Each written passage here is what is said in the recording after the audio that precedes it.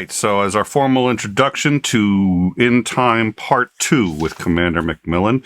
Welcome, Commander. So let's talk a little bit about politics. Now, you've been watching it on occasion, dropping in on our Discord to talk about what strikes me as tectonic upheavals by the U.S. Supreme Court. It seems to me to be the most active. It depends on how you define active. So it has done more in this last term than I think any term I'm aware of in the history of the U.S. Supreme Court. So what is your view on what you've been seeing?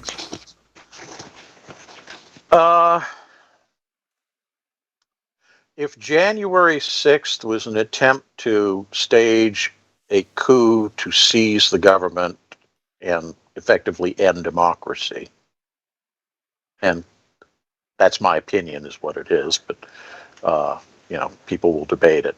If that was what it is, then what we're seeing now coming out of the Supreme Court is effectively a judicial coup d'etat. The rulings that have come down, taken in total, not as any individual one, is something that lays the groundwork for completely undoing many of the things that have become seen and believed by most people in this country to be standard rights that they have. All of these things are stacking up in that way, and I think it's something that the groundwork has been laid for over the past 40 years. Federalist Society and organizations like that have been carefully playing a long game to move us in the direction of an autocracy. And this is the first opportunity they've had to start enacting the vengeance, the laws that will make that inevitable.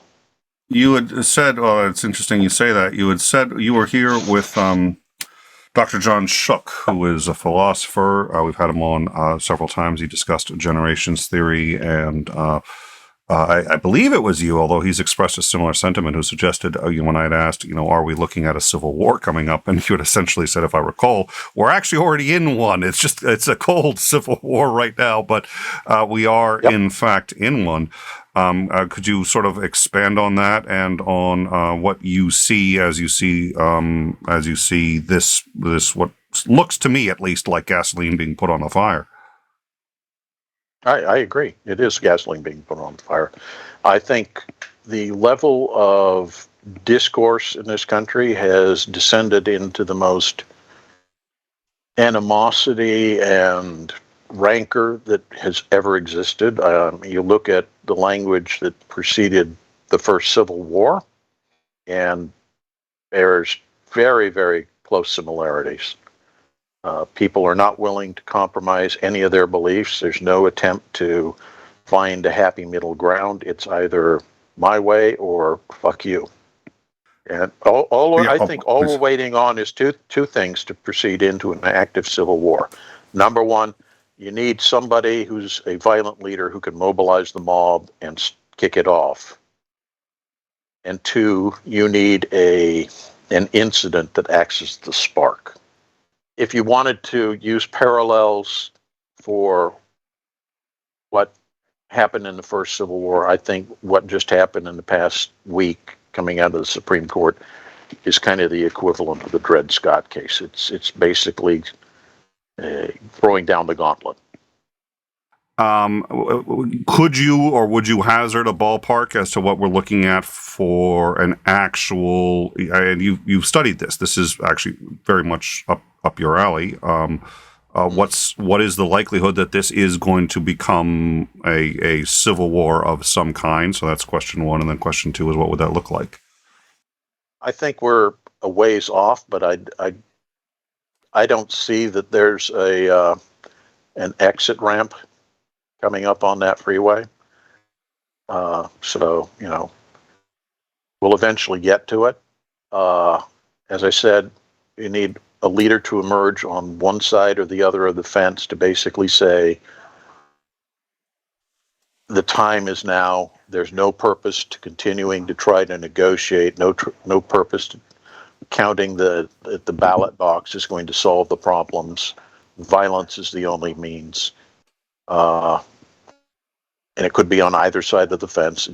As you know, the rhetoric that's going on right now from both sides, depending on which side you're listening to, comes across in that way in some cases. And then two, as I said, you need that spark. You need John Brown's raid on Harper's Ferry. You need another, Branch Davidian's incident, something that causes people to say, enough is enough. There's only one recourse. And $2, Sinister Porpoise, a decision as bad as Dred Scott. Check. It certainly uses the same reasoning. It's not actually that it uses that they're going to use the same reasoning when we discussed that on a previous show. But thank you, Sinister Porpoise. And yeah, it's I think historically it's going to be viewed that way. It's interesting that it's a rigidly literalist constitutionalist interpretation, which is if it doesn't actually say this in the Constitution, then you can't make a ruling against it. And if a state wants to do something differently, you can't stop them. So now we have established a pattern that if a state wants to say you can ban abortions and you can prosecute women who get abortions even if they get them out of state, the next step is, okay, we aren't recognizing gay marriages, and anybody who is married to another person of the same gender, you're going to be thrown in prison if you come to this state. And we progress down this line of rigid interpretations, and you're forcing people to have to do something to correct that. Whether there was a deliberate push to increase friction in the U.S., I think there was. I think that's, and even, by the way, Russia was hedging their bets. A distracted America that's focused inwardly can't do anything to stop its opponents or its rivals outside. And so if you can't beat them on, the battlefield in Afghanistan, what do? Well, you get the Americans to start sniping at each other, both figuratively and literally. What's the likelihood, do you think, that if we have a civil war, which right now you described as no off-ramp to, that unlike the last time, this time the U.S. does not survive, at least intact, with all 50 states? I think that's very likely. I think what you have is certain regional areas that have decided they want their lives to be one way or another. For example, I think you could very easily end up with all three West Coast states forming an independent republic. That's the commonality of thinking in Oregon, Washington, and California is very, very similar. I suspect that a number of the states in what used to be the old Dixie are kind of the same way because they're dominated by a certain group of people and they suppress others to maintain their position. And I think they want to entrench that kind of oppression to ensure that they get to stay in power. So I think that's going to happen.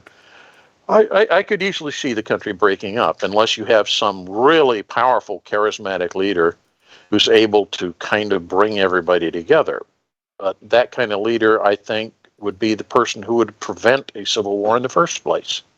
There's a fairly famous book that addressed all that. I can't remember who the author or the name of the title of the book is, but yeah, they went into a great deal of detail and broke it down as to why these differences exist and how they manifest and what the border areas would be.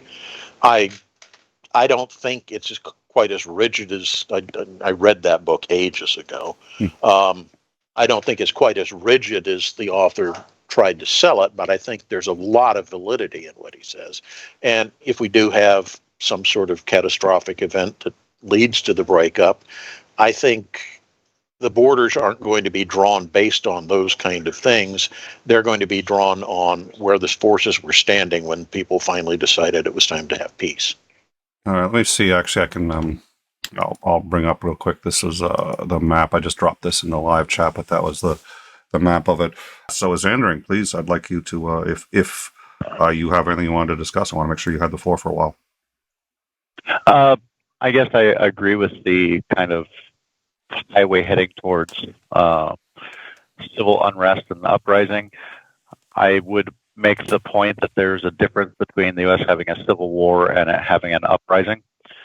I think that the uprising is more likely, though what's been going on recently means that there's a greater chance of an actual civil war, because the states would get involved if it's an actual civil war, whereas an uprising, it would just be the citizens of the states themselves aren't doing much. All it takes is the federal government to hand down some sort of rule or policy or have some sort of judgment by the Supreme Court, and then the state just says, look, I don't recognize your authority in this, and I'm not going to pay any attention to what you have to say about it. I'm completely ignoring you. And then other states say, well, no, you can't really do that. And that's kind of one of the things, one of the big stepping blocks in the original Civil War. The South said, "Now, screw you. We're not going to recognize," or the North said, "We're not going to recognize the Fugitive Slave Act. We're just not going to do anything about it." And the South was like, "Well, if you're going to ignore federal authority, then so are we." And so if the states start getting involved in things like that, then the likelihood that there'll actually be a civil war goes up exponentially. And we're like 2 steps away from that right now. If you look at all of the major stepping stones that we took to get to the first Civil War, we only have like 2 left to end up at another Civil War. And then, looking at the discourse in the country, does seem like it's probably likely that we're going to have at least a civilian uprising in the states. I mean, we saw a little bit of that, over 2020. The off ramps are few, far between, and they're not particularly well marked.